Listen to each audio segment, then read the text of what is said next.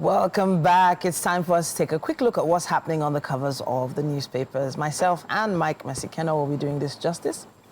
And we're going to start with the Punch newspaper this morning. It says here, electricity tariff hike. Labour demands reversal as protests begin today. Page 2 has more on this. It says here, NLC, TUC, others to picket NERC office. This goes in 36 states. It says here, beside the masthead, Harry, Meghan end Nigeria tour on a bright, sporty note. It says here, also, National Assembly get new tax report September. National State Assemblies to spend 724 billion naira in 2024. And it also says here on the cover, bank chiefs obtain 549 billion naira insider loans in 5 years. Meanwhile, stop electricity subsidy, IMF tells federal government. I thought we had moved on from that story. I don't know, Mike, I don't know, have you? I don't know, are we back on that? I mean, the Minister of Power has spoken that to some level there is subsidy on electricity. So Okay. my point is just to ensure that everything, if we account for every megawatt, I guess. kilowatt or whatever, Kilowatt, yeah. every unit of electricity, as if we can account for most of it, a lot will get better in that sector. But what really catches my attention is Obasanjo's advice to Adeleke and says, don't stop dancing, but govern well.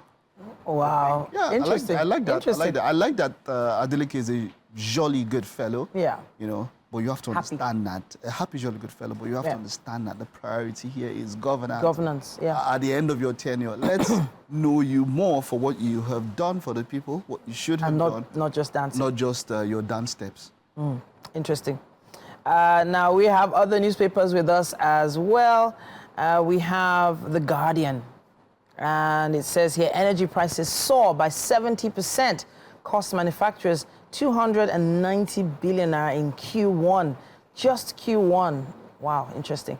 The infographic there is quite detailed. It compares Q4 2023 to Q1 2024, and it sort of breaks down the distribution cost spike, and also shows us the average price of diesel, how it moved, energy supply, how that moved, and the electricity tariff as well. If you want more details, you can, of course, pick up The Guardian newspaper. Serap Agbakoba, CSOs head to court as federal government quietly withdraws cybersecurity levy. Yes, so there was a lot of debate on that last week. It was announced that the levy would be put in place, and then suddenly...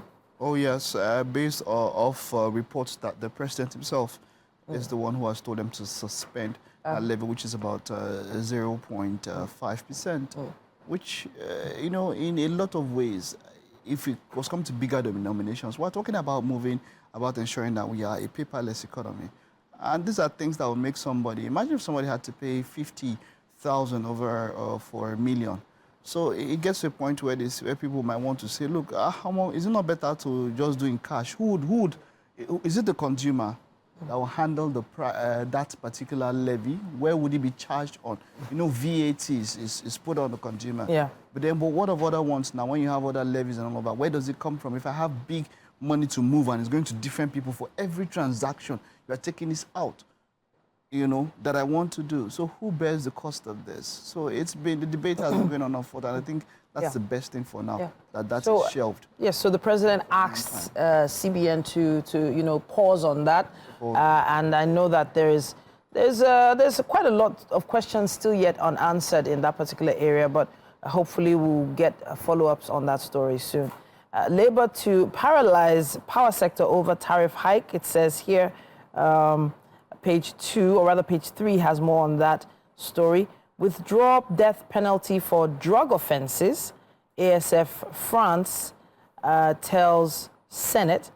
It says here, Nigeria is complex, but not difficult to govern, says Obasanjo.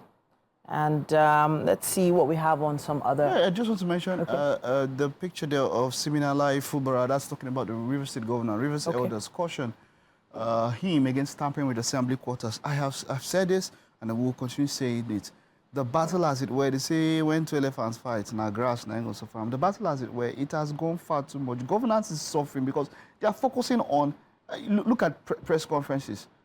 You understand? My enemy, my this, my that. Shouldn't we be talking about what you should be doing to alleviate the suffering of people? We are spending press conferences talking about how, oh, I'm not God, I cannot be God, and all of that.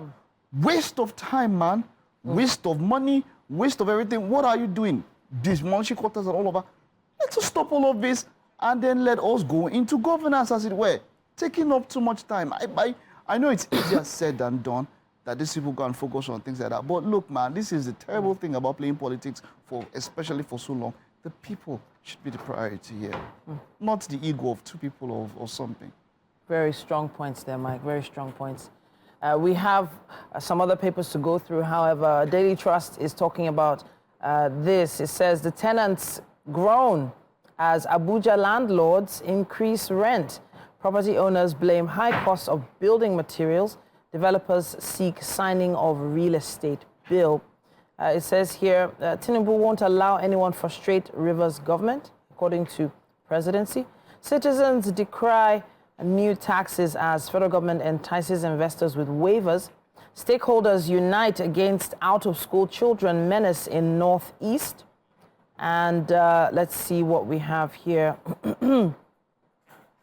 It says here, 14 abducted Kogi Varsity students rescued, according to police, and troops dislodge terrorists, seize weapons in Taraba. And that's what we have on the cover of the Daily Trust newspaper. I think the major thing is the rent increase. Yes, of course. Abuja, they are crying. Lagos, we've been crying since. So. Yeah, but Abuja is a whole other level. I know of some particular families that stay outside, just outside Abuja, the outskirts of Abuja, and drive into the city. Yeah, right that. Maraba is the only one I can remember. I know there are some others I know about like that, but yeah. Well, hopefully something can be done about that all soon. We'd love to hear your thoughts on these matters as well. Use our hashtag WakeUpNigeria on TVC when you post or X or comment. When you tag us at WakeUpNigeria TVC.